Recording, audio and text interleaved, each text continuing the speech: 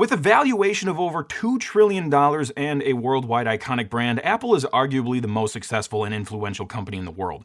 But it wasn't always like that.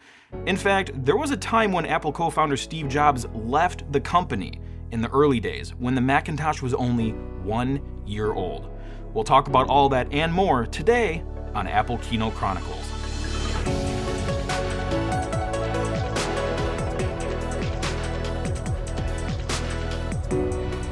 Apple Keynote Chronicles is made possible by our awesome friends at Linode. With Linode, you can simplify your infrastructure and cut your cloud bills in half with their Linux virtual machines. To put it simply, if it runs on Linux, it runs on Linode. Hey guys, how are you all doing? If you're new here, welcome. My name is Krazy Ken, and welcome to the very first episode of Apple Keynote Chronicles. And our mission here is to chronicle every single Steve Jobs Apple keynote, or Steve Note, as we like to say. And we're not just going to talk about the physical events that take place on stage, but we'll also dive into the backstories, the products, and our own personal experiences too. And along the way, throughout this journey, we'll have some other surprises kind of woven in throughout time. Throughout this whole crazy ambitious journey, I am joined by Brad, the crazy guy who agreed to do this with me. Brad, thanks for agreeing to be on this show, which is probably gonna consume about a year of our life force, probably longer. Hey, that's okay. We were just talking before we started recording that it's a very pleasant surprise. We've watched a lot of keynotes and have talked about keynotes and stuff. The new ones. The new ones, the new ones. And so, but then that got, you get into talking about it and you go back to the old ones. And I think we both just had a passion for it. So we're actually even these first ones we're going to talk about, I had never seen before. Right. So I'm really looking forward to doing it. Thanks for having me. Abso-freaking-lutely. And of course, Brad's not going to be the only one here. He's kind of like the main co-host, but we plan to have other special guests on the show. In fact, I've already had a few people tweet me. I've had 2 people tweet me that they were actually in the audience during some of the keynotes, and one person who tweeted me was also a stagehand. He said he was a producer like backstage or something like that. So if we can get more like behind the scenes people on the show, that would be awesome too. So lots of cool potential surprises there to come. So we're starting at the beginning here, before Steve Notes were really a thing. This was before Apple events were really big. They are like a show. Like, they aren't just some product demo. They are a show. Millions of people watch them when they live stream them now. It has become a full-blown production. Almost kind of like a mini Super Bowl for us computer guys. And the first major Apple product event was held at the Flint Center on January 24th, 1984. But we're actually going to rewind a little bit to late 1983 to the sales conference in Hawaii. So Steve Jobs is talking at this conference, and he's kind of setting the stage for where Apple is going to go in January, where they reveal the Macintosh to the public for the first time. Well, officially for the first time. It wasn't really a very well-kept secret, but you know what I mean. So Steve kind of has this, rallying speech or whatever you want to call it. And, feel free to chime in with any of your own adjectives, Brad. But he's kind of like behind the podium, setting the stage for like, IBM is our enemy. IBM is dismissing the personal computer. And like, this was when the Apple II has already made like $300 million. That was a personal computer. But, IBM was into mainframes and stuff. They weren't interested in the personal computer. But then what happens? IBM gets into the personal computer market in the early 80s with the IBM PC. So now Apple and IBM are the biggest competitors in the personal computer market in the early 80s. So then Steve is like, will they dominate the entire computer industry? Was George Orwell right? There was this whole like 1984, the book 1984, like mentality behind this whole thing where it's Apple trying to free people from Big Brother and the thought police and all that stuff. Will Big Blue dominate the entire computer industry? The entire information age? Was George Orwell right about 1984? So then Steve previews the 1984 ad to the whole audience. This was before it aired during Super Bowl 18, I believe it was Super Bowl 18, and the audience was going kind of crazy, as you can hear. And there's an insane, I don't know how you want to define insane, but there's a pretty crazy backstory here. Did you look into the backstory of this commercial? Of the commercial? I mean, I've known of the commercial for before I Probably had longer seen than this. me. Well, the commercial is, it's a very famous commercial in like the advertising world, and one of my favorite filmmakers, Ridley Scott, Oh, yeah. is the maker of it. So, I mean, they really went all out for this, and it's a They- powerful piece. I mean, this is still referenced today. It is. Yeah, actually, I'm glad you brought that up because, Epic Games is having this whole debacle with Apple right now. And what did they do with their press material? They made an animated version of this 1984 ad. I wouldn't be surprised if actually this is the most parodied ad of all might time. be, I bet actually. there's a Simpsons version of it. There I is a bet Simpsons there's version, yep. A Family Guy, name could the be. show, there's some version of this. Because Apple is kind of like one of the most parodied companies. Oh, totally. Even. Yeah, they totally are. Yeah, I can confirm for sure there is a parody on The Simpsons. It was from the episode My Pods and Boomsticks. That is one of the best episodes ever, in my opinion. Valve did a parody of it when they released Steam on the Mac. They had Dr. Breen on the Big Brother screen. It was really funny. And yeah, Epic did it. So that's at least 3 right there, and I'm sure there's like a dozen.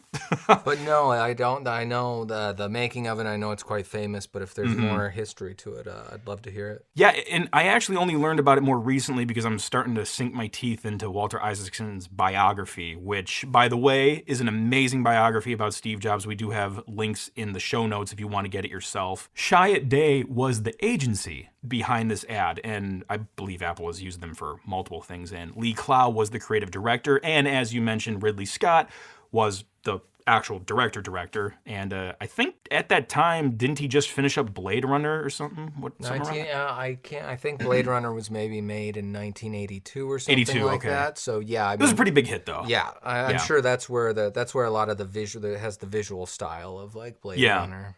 So Jobs was being pitched this idea that younger people in the counterculture saw computers as scary. Now, I can't speak for myself. I didn't grow up during this time, but if you watch a lot of older movies, especially sci-fi, even Space Odyssey, you had the HAL computer, which was IBM, just minus 1 letter on each thing, and you spell HAL like, yeah, wow, I didn't know that. Little tidbit right there.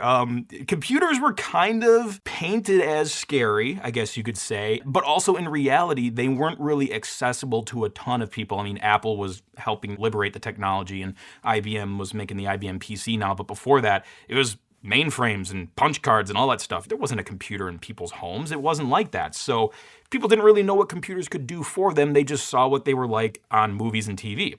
So that was the Orwellian future.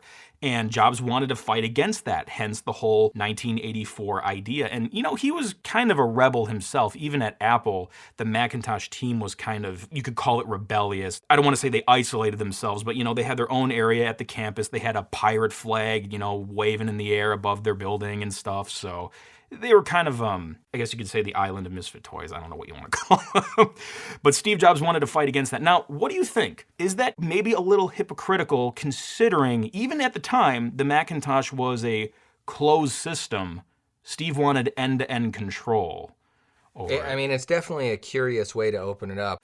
As you watch these later keynotes or appearances, he's very passionate about giving power to the developers. And talking about starting things out small in a garage. And so it doesn't seem that hypocritical. He seems to really believe it. My perspective is it may sound hypocritical, and I know in the Fassbender Steve Jobs movie, they do have the Steve Wozniak and Steve Jobs scenes where Woz is like, people want slots, they want slots, they don't want a closed system. So it can look hypocritical, sure. But yeah, I think Steve's vision was a little bit different. And it's not like you couldn't expand it at all. Like, you can still plug stuff into it. You can run third-party software. It just didn't have quote-unquote slots. So we're going to talk about a guy called John Sculley. The CEO at the time, he came from Pepsi. And, the famous line is, do you want to sell sugar water for the rest of your life, or do you want to come with me and change the world? Steve asked John Sculley that. So John was the CEO at the time, and he was skeptical about this whole commercial. I mean, we look at it now, it's an historic piece. It's been parodied everywhere. It's still referenced today, even though it came out 40-something years ago.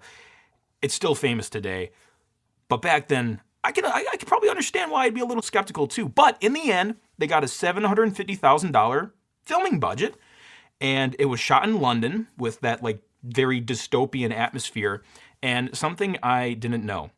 I thought everyone in the audience watching Big Brother was just an actor, but apparently they were real skinheads that were brought in to film. Oh, wow. Yeah, they were not extras. Like, they were not actor extras. They were real skinheads. Wow. I guess that makes sense as someone who's lacking in the hair department here. I'm glad that we've moved beyond that. It's, that I can shave my head and have that today. Sure. Because that was a thing. I remember even growing up, like, baldness was, like, kind of associated with that more. So that's kind of crazy, but maybe back in the day, maybe, we are talking, like you said, like 40 years ago or 1980. so. Maybe that was the way. I guess I don't know how I feel about that, but different times, I guess. Yeah, I'm not sure how they really pulled it off. I did read about it in the biography, but I don't remember them saying, like, how it was done, but I'm sure the agency has some story posted somewhere. Wow. Yeah, I don't know how that was really pulled off, but they were really going all out with this thing. So Steve plays it or Sculley, someone plays it for the board during a board meeting, and everything I've read about this story, like, says the same thing about this next part. At least one board member had his head on the table when the video was over. He was like, a lot of them really didn't like it. A lot of the board, maybe even all the board, did not like the ad. But in the end, it did air during Super Bowl 18. It was in between plays, cut to 2 seconds of just ominous black. And then this ad rolls, and it went viral. News was talking about it the next day like crazy. And this was before YouTube, so this was probably as viral as a viral video could get before social media, YouTube and Vine and everything existed. Like, it was a pretty big deal. I can't imagine. That would be very powerful. And of Yeah. course the suits wouldn't like it. Of course they didn't get it. Everybody wants to, that is not something, that is fully Steve. Look, you can see it in his face. I think it's one of the best moments to watch here. I think it's one of the happiest I've ever seen Steve Jobs. I was gonna say, the moment yeah. the commercial ends, and when people are going ape and clapping, and it's like getting this extended applause. Steve, he almost can't contain himself. It is not the measured Steve. It's a smile. It's pure pride. Oh, totally. And I encourage anyone after you listen to this podcast episode, I have links in the show notes for the keynotes and stuff. Go ahead and watch them. Yeah, he has like a huge beaming smile in multiple parts. And I think you can even hear him like chuckling to himself over the microphone a little bit. I wrote down, I think he knows he nailed it. Yeah. Like, because that's the thing. He was taking this risk, and when the audience reacted like that, I would imagine that's when he knew that it's going to work like that for the Super Bowl audience. Totally. And we're going to absolutely dive more into that shareholder event, because he kind of showed the ad twice. He showed the ad during the sales conference, but that was a smaller audience. Later, actually January 24th, 1984, he showed it to like 100 people at the Flint Center.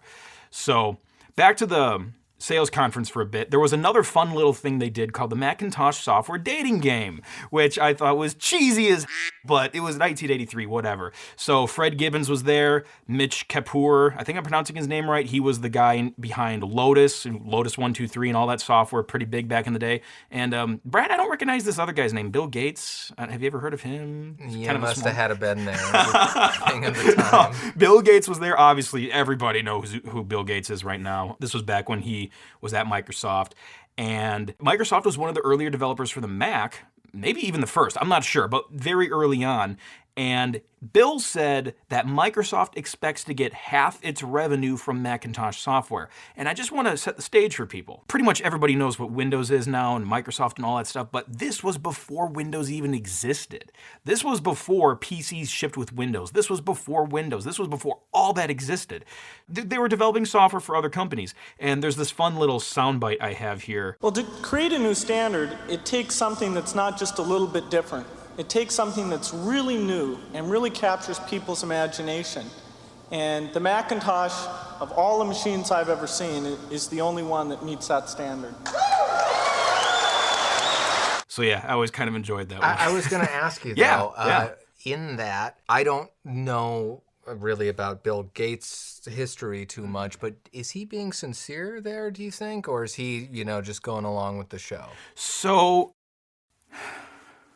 Dang it, Brad. That's something I've thought about, because like obviously there's the Pirates of Silicon Valley, you know, that the historical fiction like biopic that kind of interprets this a little bit differently. But what was actually in his head? You know, I don't know. I've thought about that, but I've never come to any conclusions, because the tricky thing is he knows Microsoft's working on Windows during that time, and obviously Windows is ginormous now. Like they had a plan.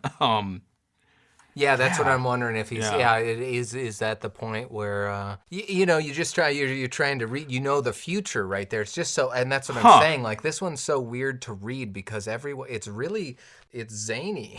I mean, this part of the conference is zany, and it's a very loose Steve in the way of like which you've rarely seen him, and Bill Gates even, you know, he's a little stiff, but even at some point he's cracking up at something Steve did. And I was wondering, do you think you could even, like with Apple being a $2 trillion company, could any company worth anything close to that pull something off like this today, or is it too zany because everything's worth billions and trillions now? Yeah, I mean, I think they have their own style of. Are you talking about like the presentation, like the pulling presentation it off? and doing the game and all that? I think nowadays it would be totally amateurish coming from them nowadays. It was kind of a very cheesy thing. If you guys want to watch it again, the links are in the show notes. But brace yourself for 1983 cheesiness. But they have their own style of humor now, whether it's Air Force One running through a parking garage or whatever. They have their own style of humor, but yeah, nowadays this wouldn't fly. But it still shows that they put some culture and fun into their presentations. They weren't just like, okay, let's read the minutes, let's do the thing, you know? Yeah, I'm not 100% sure, man. That's a really good question. I haven't read a biography about Bill Gates, but I probably should. But yeah, that's a good question. If anybody listening knows, feel free to tweet me if anyone knows, like if Bill gave an interview or something. But yeah, if I was in his position, I feel like I'd still be happy for Apple, and I'd be honest. I'd be like, the Macintosh is really cool, but I would still know in my heart, like, well, this is a business, and I am working on this other thing. So now we get to like the coup de grace. All our French viewers are probably going to hate me right now. I'm not French, I'm sorry. We get to the big meat of this whole story for this first episode. The shareholder event, January 24th, 1984 at the Flint Center at De Anza College. I actually went there a while ago. It was surreal to see it in person. You know, just from the outside, there was no one there. I couldn't get inside. But it's really cool. Unfortunately, it's getting torn down. Kind of sucks that such a historic place is being torn down for student housing, but I'm not sure how much that has actually progressed with COVID going on and everything. Have you ever been there, just swung by it in California? I haven't. I mean, I've spent time in California, but not really in that area for a significant amount of time. It's pricey to stay out there. So Yep, I'm aware. It's at De Anza College, and they actually filmed the Fassbender movie there on location. But yes, that's where they hosted this first grand unveiling of the Macintosh. So back at this time, you know, this wasn't called an Apple special event. This wasn't called a Steve Note or anything. It was just their shareholder meeting. That's what it was. There's some formal parts to it. They, you know, tally the votes and all that stuff. But since they were already going to have thousands of people gathered together, they thought, okay, well, let's do the product reveals here too. It kind of made sense. The facility could hold about 2,600 seats. I've heard some people say some different numbers, but about 2,600. They were overflowing. They had to have people like stand outside because of the fire laws. There were too many people there. Every seat was packed, and they still had overflow. But thankfully, they taped it, and this particular taping, again, the link is in the show notes. John Sculley introduces it with this little pre-recorded segment, and I thought it was kind of funny that they also have this little title in there that says some parts are hard to see because of the lighting in the venue. Hey, video technology has come a long way. But yeah, there are definitely some dark parts. Steve Jobs talks for like 2 minutes straight, and you can't see his face. But it almost makes it more ominous and fun. And I think it was on CNBC Titans where John Sculley talked about Steve Jobs. You know, Steve is backstage, and John said he was white as a sheep. Like, Steve was nervous. He was about to do this big reveal. Like, so much is leading up to this moment. He was pretty nervous. So Steve opens up with a poem by Bob Dylan. He loved Bob Dylan. The times they are a-changin'. It was about like maybe a minute or two, and then he left. And then Sculley comes back on stage because it's still a shareholder meeting, so they have to go through all the formal stuff. So I think they actually bring Al out. I forgot his last name, but he takes care of like the more legal stuff. He even had this funny quote where he said, "I'm doing the legal part. The real excitement will hopefully not come from me." So then they play this Leading the Way video. They made a song. It was called like, We Are Apple Leading the Way. Anyway, it wasn't really a video. It was like a slideshow with cross dissolves in it. They played this cool little video, I guess, just to jazz up the audience. And then John Sculley comes back and he talks about how Apple had $400 million in growth last fiscal year. And he talks about one of the more important things that's happened in his life in the last 9 months was his relationship with Steve Jobs. Oh, it's hard to say that knowing what happens later, but we'll talk about that later. But yes, he's known Steve for the last 9 months. It's been a big thing, and John Sculley has been integral at getting Apple to where they were at this time.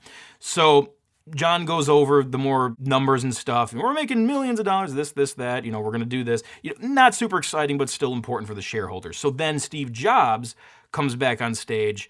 And again, TV camera technology, lighting at the venue, but wasn't super, super amazing, but it kind of made it more ominous. Steve recites that, like kind of like you said, like that war cry sort of thing that he did at the thing in Hawaii. And he does it with like more oomph this time, but on the tape, you can't see him. So it's just his voice. But I thought it was kind of like a nice setup. And then they play the 1984 ad for the whole audience to see. I still kind of get goosebumps from it.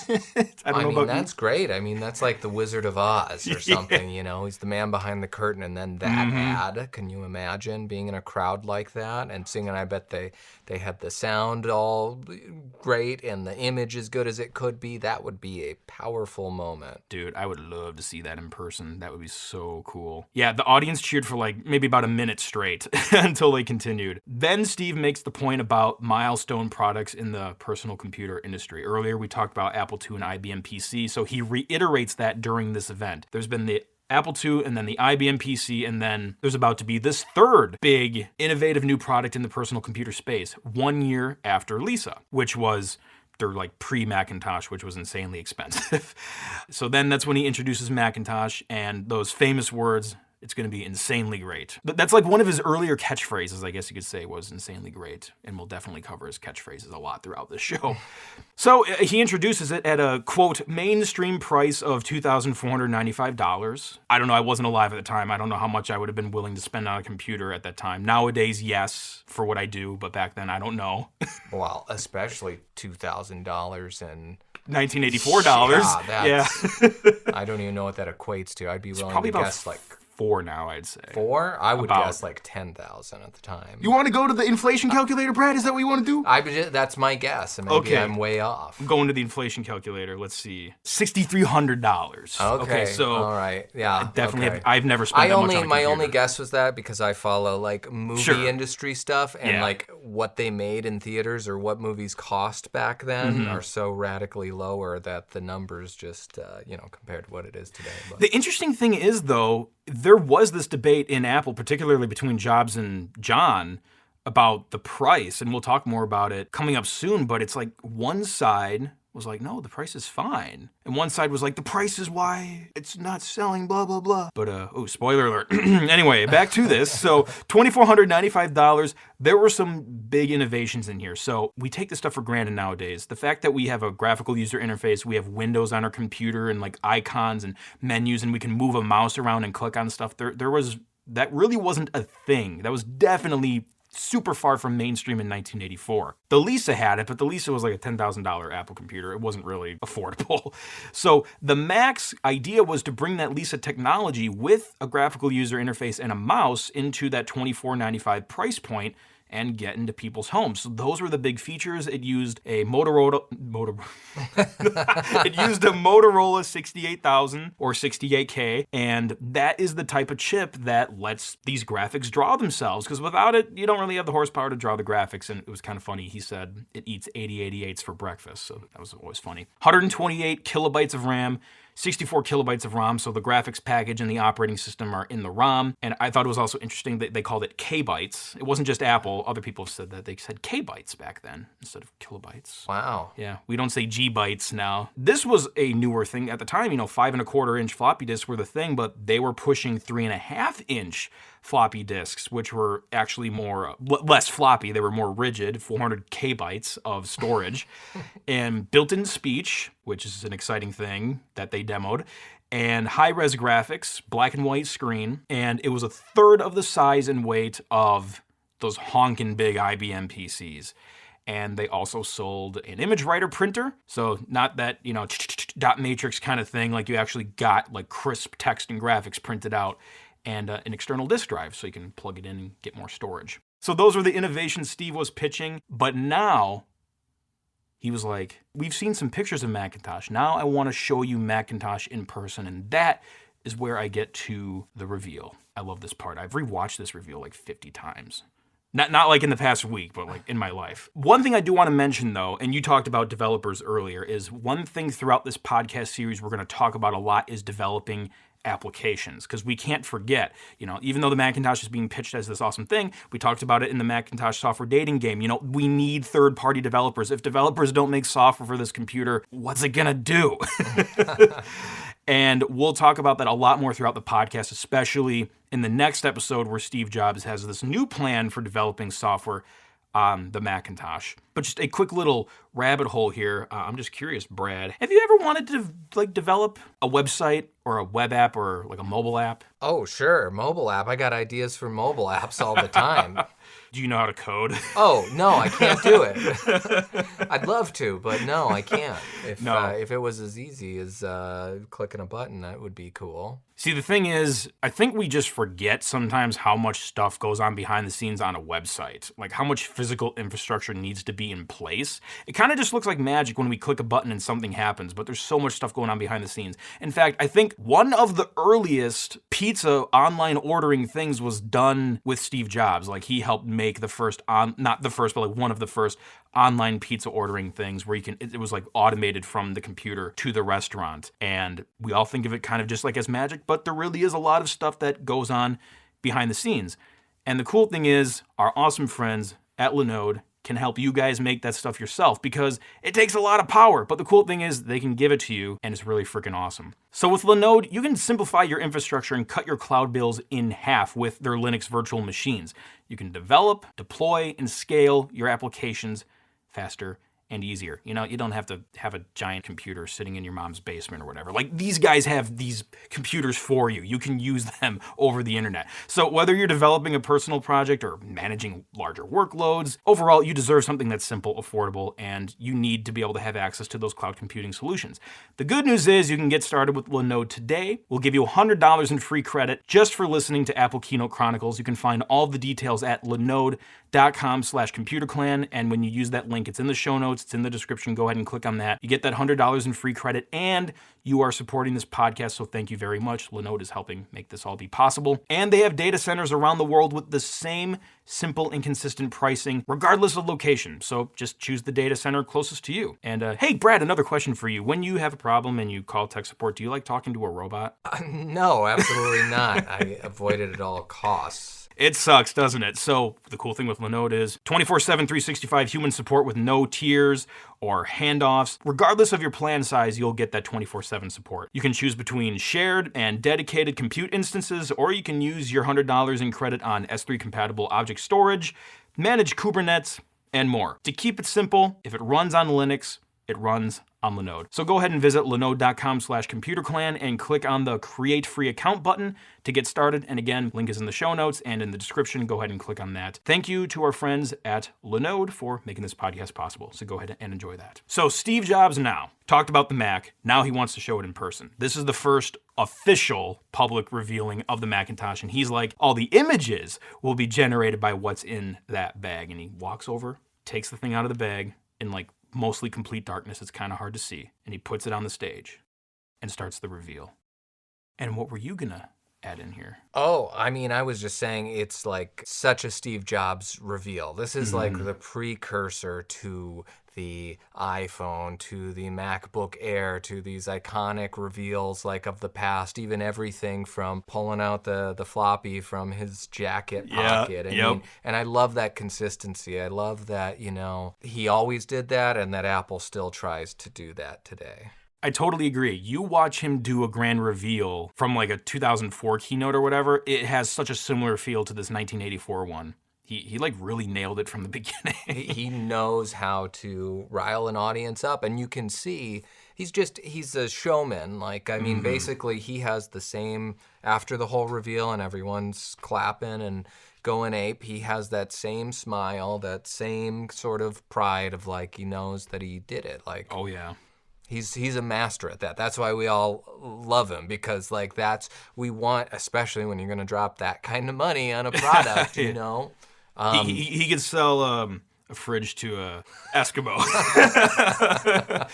So he starts up the demo. Chariots of Fire starts playing.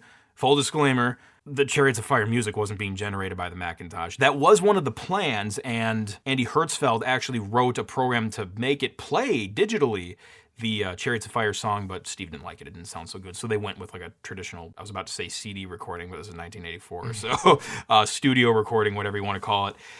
They played that over the PA system while the Macintosh generated images. They had a camera pointed at it, and they were image magnifying it on the big screen. Here's the funny thing, though. Did you know the Macintosh on the stage was actually not the one they were selling? Like, that wasn't the model that was available to people. Oh, no, I did not. That's the thing. Of course, they don't say that during the keynote, but remember earlier how I said the Macintosh came with 128 kilobytes of RAM?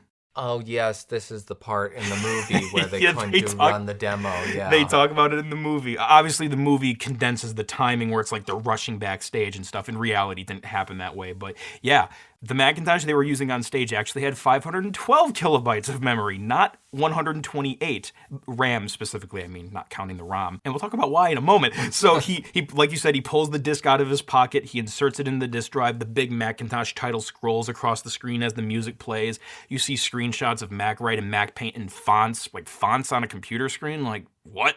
That was practically unheard of. Seeing that stuff pop up, it was super freaking cool. You saw the stars twinkling with the insanely great drawing on the screen. And then Steve wants Macintosh to speak for itself. Probably like the coolest part of the demo. Hello, I am Macintosh. It sure is great to get out of that bag. Unaccustomed as I am to public speaking, I'd like to share with you a maxim I thought of the first time I made an IBM mainframe. Never trust a computer you can't lift. Obviously I can talk, but right now I'd like to sit back and listen. So it is with considerable pride that I introduce a man who's been like a father to me, Steve Jobs. The audience goes on to cheer for like about 2 minutes straight. And he's got that beaming smile on his face. That demo was freaking awesome. It's really cool that they pulled it off. But yes, they really couldn't pull it off with the Mac 128K because it wasn't going to work properly. And like you said, they do mention this in the movie. So there was an Apple II software called SAM. It stood for Software Automatic Mouth. I don't know if they did any tweaks to it or whatever, but I know they renamed it to Macintalk for the Macintosh. But the 128K Mac couldn't play it. So they used a 512K model on stage to make that speech demo work. And it blew people's minds, as you could see. But the real 128K Macintosh couldn't do that very well. Well, you know, in talking about him being a showman, you know, that Yep. is. But the thing, I guess, with the benefit of hindsight, we can look back. I can give it to Steve Jobs. We know how passionate he was. He's always been about, like, you know, bringing the future and making technology, like, frictionless. And you know that if he showed it, he's gonna make that happen someday. Right. But Right. also, I would be not happy if I thought that the computer I was going to buy could do the things they showed me. Yeah, I mean, he did mention that speech was built in, and I'm not sure. I've never actually owned an original Macintosh. It's a goal of mine, but I'm not sure. Maybe it could do speech to an extent. It couldn't just do that much. I'm not actually sure. I've never tested it myself. But yeah, I would hope it works to at least a little bit for, you know, $2,495 computer. But according to Andy Hertzfeld, they were actually working on the 512 at the time. That wasn't just a stage model. That was actually a prototype. Oh, yeah. Wow. That's kind of cool to think we were actually looking at a prototype the whole time. Wow. Yeah. Never really thought about that before. There were only two in existence. And the 512K, I believe, went on sale later that year. It wasn't insanely long after. I think it was within a year you could get a Mac 512K. So Steve was trying to push this idea of the computer being an appliance. He wanted it to be simple, He wanted it to be quiet, like appliances are, like a fridge. No, just kidding. But he didn't like fans. He wanted it to be quiet, so the Mac didn't have a fan in it.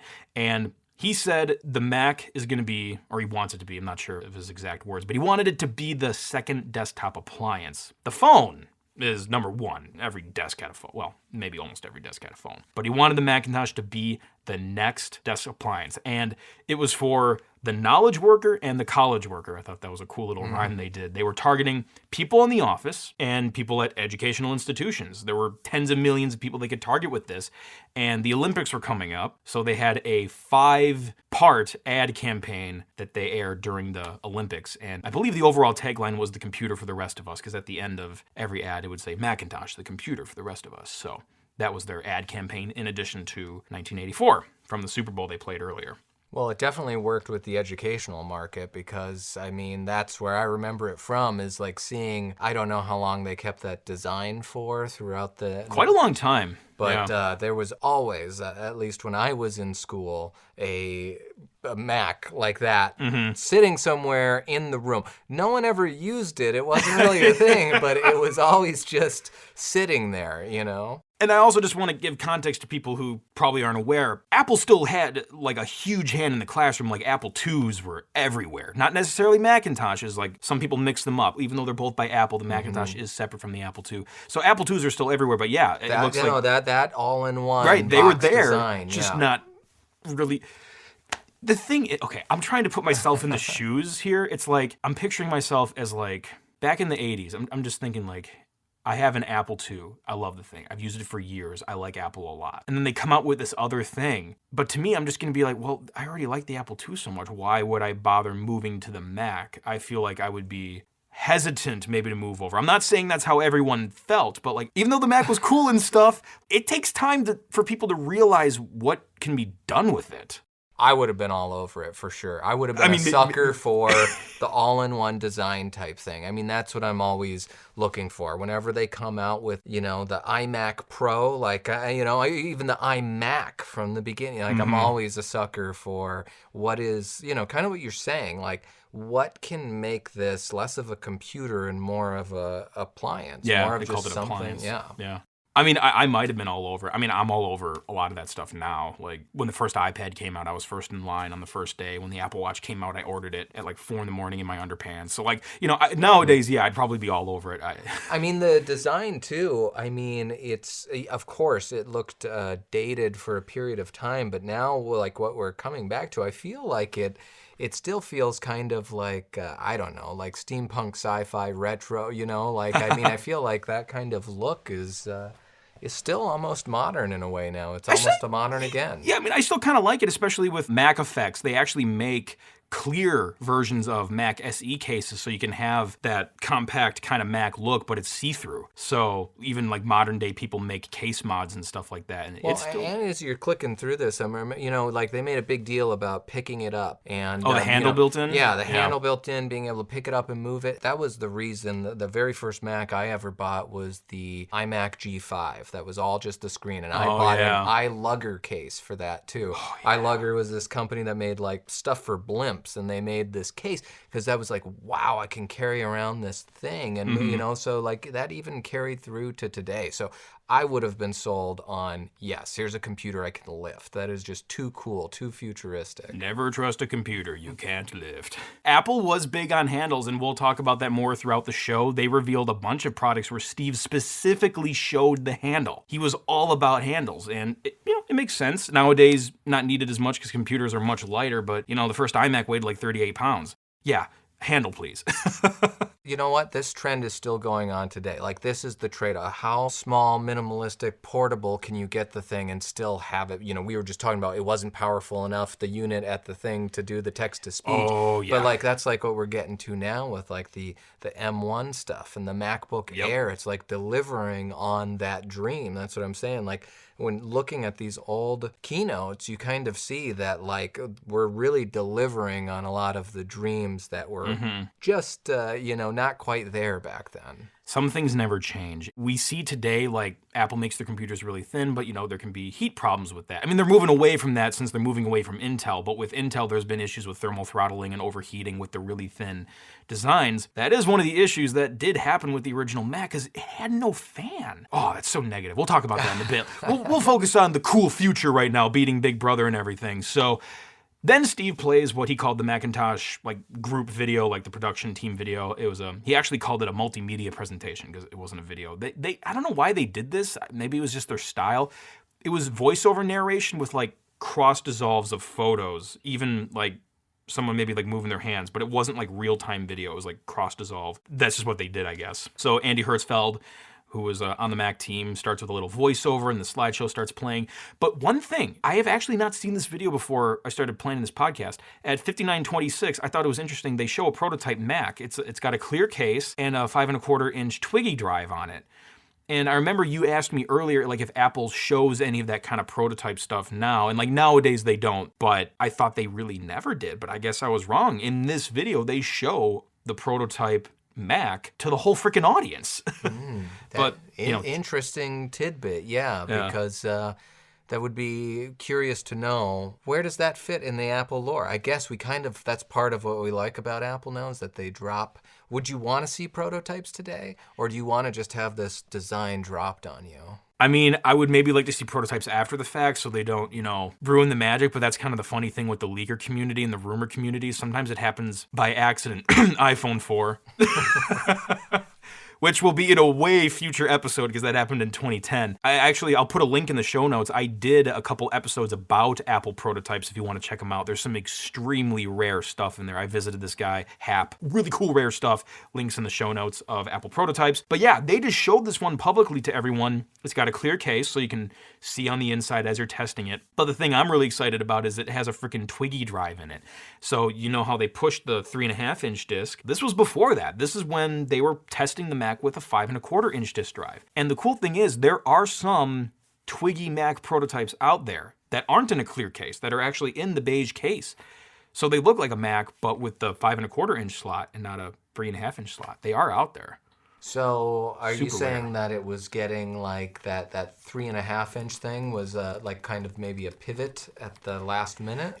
That's what I was thinking about. I don't remember reading about it, but I've thought about it. Yeah, I kind of want to go revisit on that later. Maybe I'll have to re-research that. But it seems like, that was not an initial plan to have the 3.5-inch in there. I think it was kind of a later thing that came on. So the video keeps playing. Again, I encourage you guys to watch it after you listen to the podcast. I mean, the whole thing is an hour and a half long, so I'm not going to talk about every single second of it. There's a lot in there. So Steve comes back on stage. He talks about the Lisa technology. Again, the Lisa was this really expensive computer, wasn't really affordable, but it had this technology in it to draw the menus and the windows and the icons, all the stuff we use every day and take for granted. But back then, that wasn't really a thing. So he mentions, this is the Lisa tech. We're putting it in the Macintosh box. We're shrinking it down, making it more affordable. But then he mentions the imitations. He explicitly says MS Windows. So he knows Microsoft is working on Windows. It wasn't out yet. I mean, it's out now. Obviously, it's huge. Everybody, a bajillion people use it. But back then, it's crazy to think that it had 0 users at one time. That's just so mind-boggling. So the thing is, they didn't just unveil the Macintosh, they unveiled a whole product line of what they called 32-bit super micros. It kind of reminds me of the iPhone event. We're not doing 1, but 3 revolutionary products. He's like, we're not doing 1, but 3 more Lisas. So they do the Mac, and then they do the Lisa 2, which is an upgraded version of the Lisa with a 3.5-inch floppy disk drive as well. Then the Lisa 2.5, which was basically Lisa 2, but with a 5 megabyte profile Winchester hard disk sitting on top of it. 5 megabytes, woo! And then a Lisa 210, which had a built-in 10 megabyte hard drive, which was $5,500 total. 10 megs, man. Whoa, that's nothing now.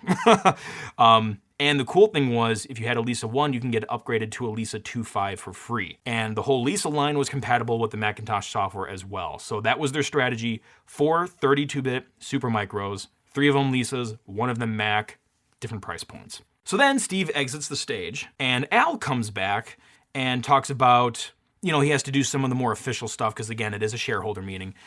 And he talks about how not everyone could enter the auditorium. This is where he explicitly brings up the fire laws thing. They couldn't let more people in. And he said, I think my voice is being piped outside. I can't confirm if it was or wasn't, but if people were outside and his voice wasn't being pumped, sorry, you missed it. That would suck, though, anyway. You couldn't see what was going on. It would be like, why are they cheering? What am I looking at? I don't know, but that's what he said. But he did mention the whole event is taped. I mean, that's how we have it now. It was taped. The struggles of pre-internet events, man. Like, now Apple just streams their events, but like back then it's like, yep, if you missed it, you gotta like... Oh, yeah. There was no way you would ever see these things back in the day. They rebroadcasted it on television. Like, it was like KT48 or whatever it was in the area. I think they also did a movie theater screening or something like that. They replayed it with a Q&A panel or something like that. Oh, this is interesting. I wonder if there was like people bootlegging VHSs like there might have been back in the day. Yeah, I don't know. I have no official like confirmation of that, but that wouldn't surprise me. But like if I was Apple, I'd be like, whatever, free advertising. So then Steve and Sculley come out for a Q&A, which is like, that's usually not part of the event. Like nowadays they'll have like separate press things, but this was actually like part of the taped event. They did a Q&A. So I thought it was kind of funny where someone in the audience yelled, "What's the availability?" And Sculley was like, "Hey, if you want to buy one, you can buy one, but you better hurry." And then this is actually where Sculley mentions the 512. Someone asked a question about RAM, and he said, we intend to introduce a 512K version. So it was public information that they were working on that version, but it wasn't necessarily at the time public information that that's what the audience was actually seeing demoed was a 512K prototype this whole time. And Sculley also mentioned they had over 100 developers working on third-party software for the Mac. And then that particular event wraps up, and right, Brad, everything's all good. The Mac went on to be a huge success. We're all good. We're all done here. Like I said, we got them in every classroom, and we're still looking at them today. Future looks bright. Wrong. Kind of sucked. Like, it was... all new things come with struggles. And like I said earlier, no matter how cool of a thing it is, people have to like actually realize that it's cool. Like they may not get it at first. And I'm sure you and I have been through this before where you find a cool thing and I might be like, well, I don't really get it. That's why I like that you're kind of the forefront of that stuff. And then you show me and it's like, oh, okay, I get it more now. But that's kind of the thing. You kind of have to sometimes just be persuaded more. The Mac had some struggles. So then on April 24th, 1984, Apple hosted what Steve Jobs called the second major product event. I don't know if it was officially called this, but a lot of people referred to it as the Apple II Forever event. I thought it was kind of odd that Steve Jobs comes out on stage to talk about the Mac's success, and there's this music playing, Apple II Forever, and it's like, really? Really? There's odd music choices across all of these things. We didn't even talk about it in that first one, but there is. Oh, in the dating game? Yeah, well, before the dating game, even before before Steve Jobs comes out and gives that war cry, there's like a song playing that's like some sort of Apple version of. Oh yeah. Yeah. Oh, yeah. So they called it Apple Leading the Way, but you're right. It is a parody of a song, and it's on the tip of my... A. de Blasie's like shaking his head right now, like, Ken, dang it, you should know this. But it's like what I'm feeling. I don't know. Yeah. Oh. But it's like that's the Apple version of that or something. Yeah. Weird song choices in these keynotes at points. Yeah. On top of that, though, if I was trying to say that the Macintosh is the future of Apple, and I'm coming out on stage to talk about how the Macintosh is doing, and they're playing music saying the Apple II is the way to go, I might feel a little weird. I don't know. That's just me personally. I don't know if that was going through Steve Jobs' head, but it's like, they were two different product lines. Same company, but two different product lines. The Apple II and the Mac were different. Any hoozle, he came up on stage and talked about the first 100 days. And one thing I noticed that was odd in this presentation was Steve would kick his leg. You could see behind the podium, and he would like do a little like leg swing. And I don't know if he was just nervous or something, but like I've never seen him do it in any other taping. But at this particular Apple II Forever event, behind the podium, he would just swing his leg. I bet, I've watched plenty of YouTubers who do like body language breakdowns. It'd be really interesting if someone could analyze, the Steve Jobs thing, because I bet that is a tick of trying to hold back some sort of, thought that he's got going on. Like you want to say something, but you can't, and it's like a nervous habit to try to keep it down. Oh, for sure. So I'm sure a lot of our listeners have watched the Steve Jobs movies. There's been tons of movies about him, and one of the newer ones, or probably the newest one at this time, is the Fassbender one, written by Aaron Sorkin, was it? Yep. Okay, did I pronounce his name right? Yeah, Aaron Sorkin, Danny Boyle. Yeah, that's right. In the movie, and again, it's a biopic, it's historical fiction. I just want people to realize if you watch it, don't watch it for educational reasons. Watch it for, just for fun. In the movie, Steve is like, the Mac is going to sell 1 million in the first 90 days. I've never seen any information through any of my research that was actually a goal of his, to sell 1 million in the first 90 days. What he reports during this presentation was they wanted to sell 50,000 in the first 100 days, not 1 million in 90. So the real goal was 50,000 in the first 100 days. So he goes up there, he presents, and by the way, he uses a Macintosh to do the presentation, clicking through the slideshow and everything, which I thought was pretty cool. And he talked about how the Apple II, which was driving Apple, most of their money was coming from the Apple II at this point. The Apple II took 2.5 years to reach 50,000 sales. The IBM PC took 7.5 months to reach 50,000 sales.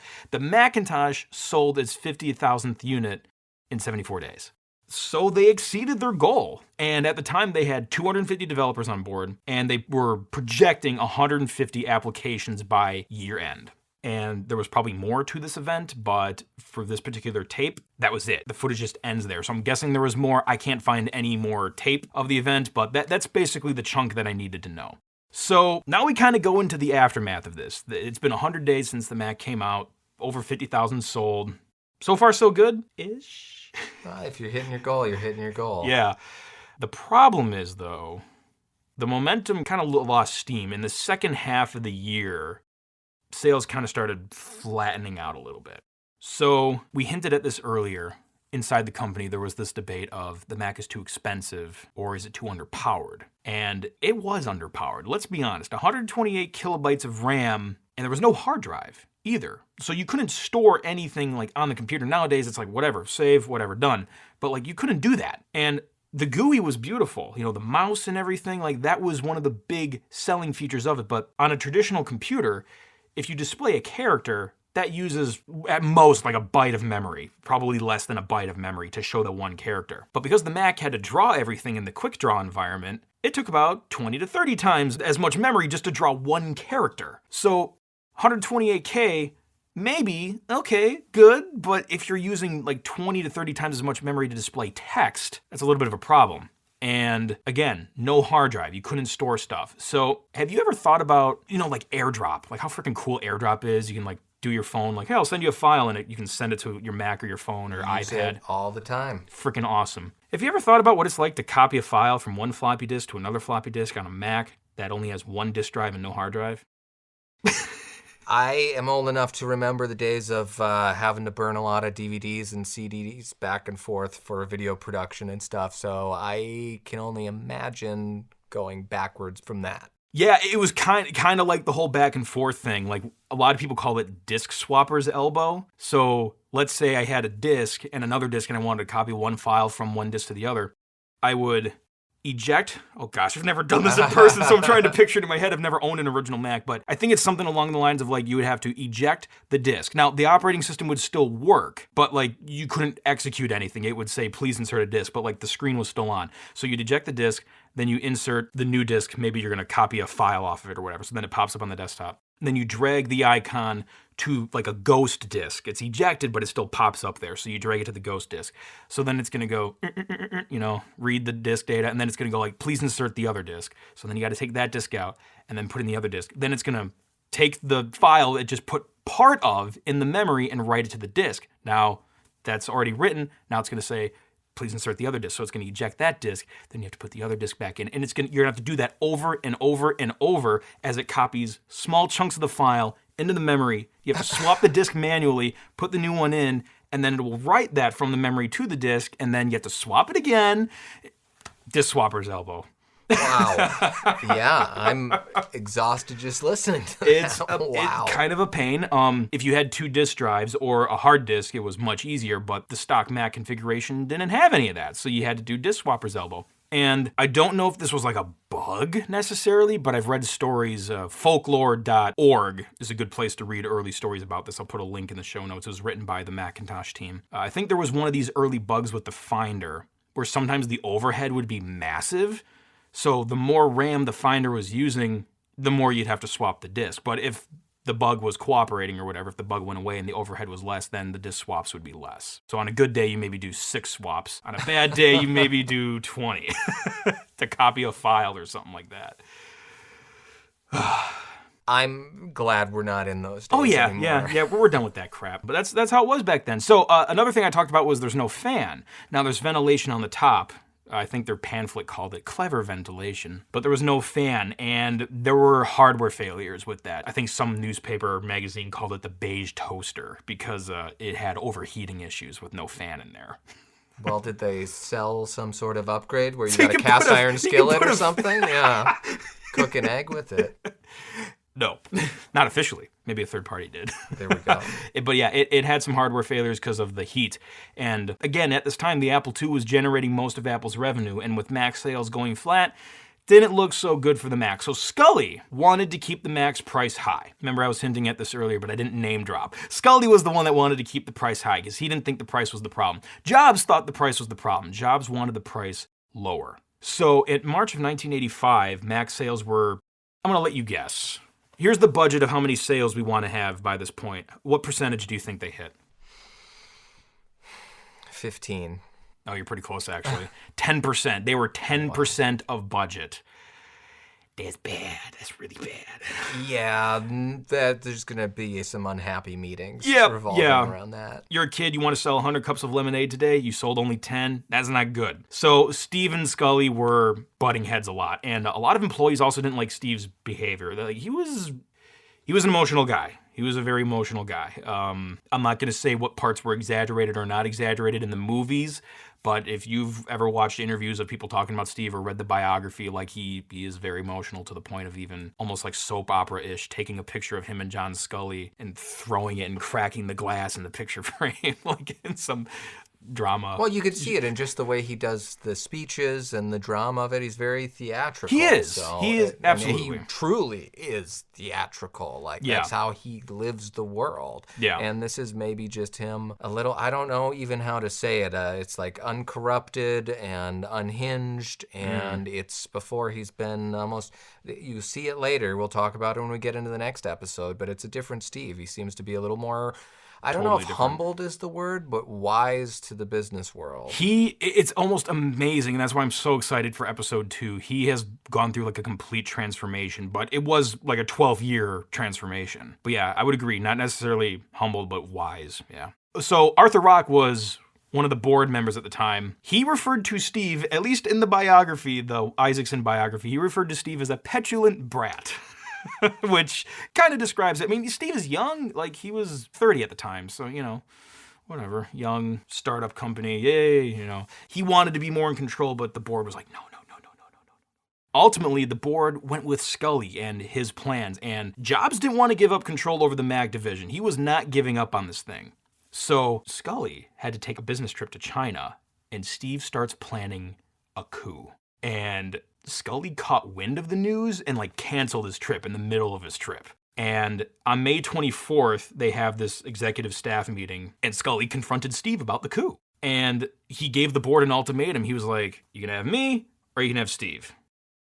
The board sided with Sculley. And, there's different perspectives on stories depending on who you ask. Steve Jobs, during his Stanford address, have you watched his Stanford speech? Yeah, not in a while, but yeah, I have seen it. Yeah, in that, he claims he was fired, which, for all intents and purposes, to keep the story short, he said he was fired. And I guess you could say he was, but he technically wasn't. Even though the board sided with Sculley, Steve could still be there. He was the chairman, but he didn't really have power in the company.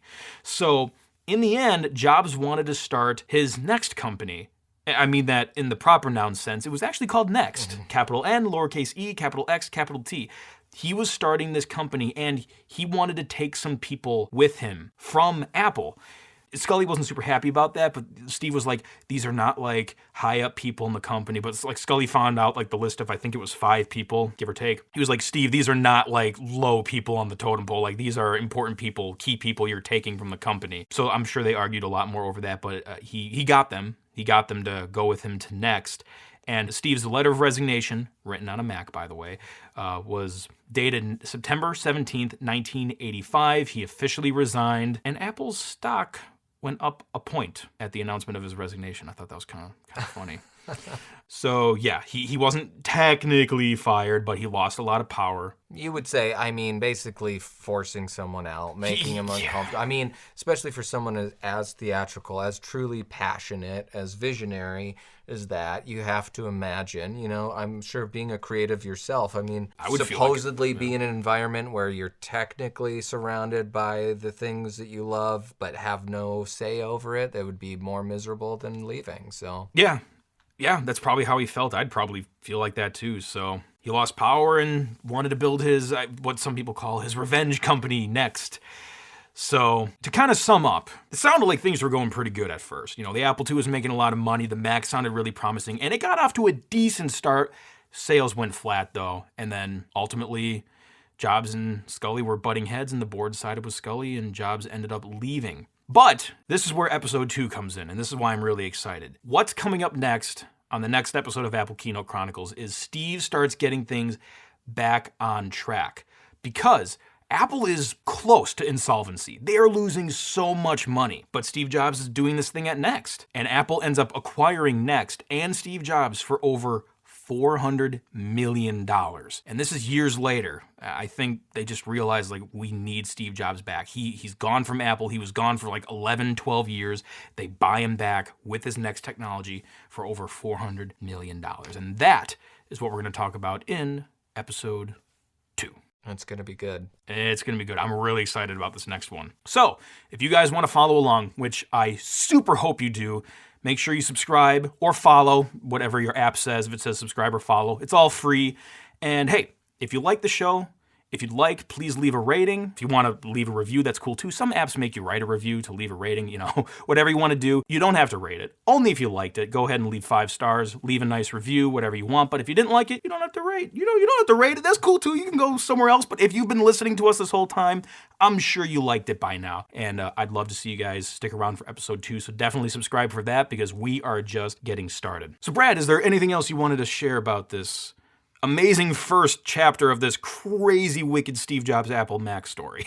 I'm just really excited to go back through this. A lot of these ones that we're watching, I haven't seen yet. I've probably seen all of the Apple keynotes from around maybe the second iPod or right at the third, somewhere in there. I've been a big fan since, so all this is new, and it's really just so fascinating. I really encourage anybody who's listening to this, it's well worth your time, clicking through these and watching these. What I was telling Ken before we started recording was just that it might have not been something that's on my list to spend the weekend, going through and watching. There's so many movies and TV shows, but this was as rewarding, especially if you just have a interest in Apple and seeing you can see the things, everything that you see in these carries through to today, which really just kind of reaffirms why I love Apple and why we love Steve Jobs. And they're a joy to watch. It's real interesting. And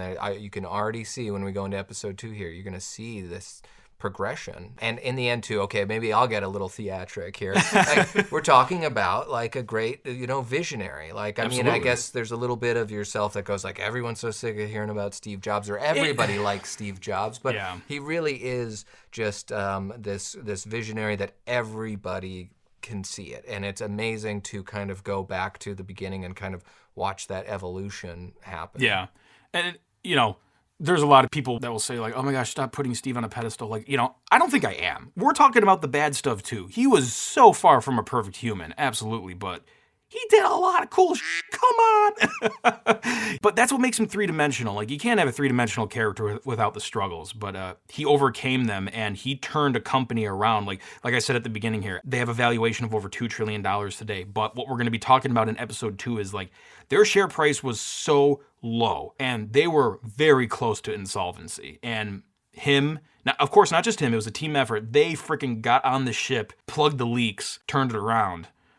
And look at it today. It's freaking crazy. And not only they turned it around, but they turned it around with innovation and fun. They made it a cooler ship. It was really, and kind of, we see so many things that have kind of copied the Apple style now in a way of the corporate type of lingo. But you see the evolution through watching these things. When we get into episode 2, that's a very corporate event. And, Steve really turned around and turned it into art. These keynotes, we'll get into this later, but, as the evolution happens, the keynotes that we're getting now are these pre-recorded things. They're great. They're beautiful. Apple does a wonderful job of them, but there is a magic in the keynote, the live event, when you're watching pieces of history, or that they're doing a look back on the years. They're showing clips of Steve Jobs. That always, when you see something that's a recap of like the 20th century and the early 21st century, they always throw a shot of Steve Jobs from a keynote. Oh yeah, you always, and even just like on other like documentaries or whatever online that like, or on TV that like talk about technology around the time, like you'll always see like a flash of an iPod or an iMac or something too. Like it's shorthand. A shot of Steve Jobs on stage holding an iPad or an iPhone is shorthand for like the visionary of the future. I mean, I guess that's what Apple has always been for me, and what Steve Jobs was pitching was like